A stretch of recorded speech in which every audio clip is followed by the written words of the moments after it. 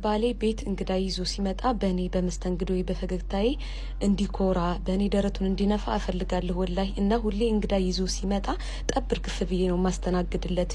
ምክንያቱም ባሌ ቤቱ መከበሪያው ጎልቶ መታያው እና አንዳንድ ወንዶች ቤታቸው እንግዳ ይዘው ለመሄድ ሲሳቀቁ እታዘባለሁና ሚስቶችዬ ሁሉ ነገር ተሟልቶ ከቀረበልን ባለን አቅም አስተንግደን በእኛ እንዲኮሩ በቤታቸው እንዲኮሩ አድርገን ማስተናግደን መላክ አለብን ብዬ አምናለሁ። ለሰው ልጅ ደግሞ ከሚቀርበው ከምግቡ በላይ ከፍትፍቱ ፍቱ የሚባል ተረት አለና ከምናቀርበው ምግብ በላይ ፊታችን ይበቃል። ባላችን በእኛ እንዲኮራ በቤቱ እንዲኮራ በቤቱ የመከበር ስሜት እንዲሰማው ያመጣቸውን እንግዶች አስተናግደን የመላክ ግዴታ አለብን።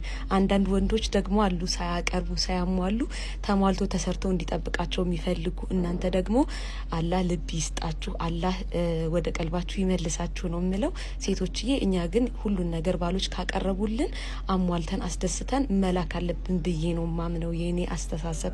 እና ባሌ አይደለም ሰው ውሻ ይዤ ቢሄድ ፊቷ ፈገግታዋ ይበቃል እንዲለኝ ነው የምፈልገው። እሱም አልহামዱሊላህ እንደዛ ነው የሚለኝና በዚህ በጣም ነው የምኮራው። አልহামዱሊላህ። እና ባሎቻችንን እናስከብር፣ እንግዶቻችንን እናስተናግድ። እወዳችኋለሁኝ ባይ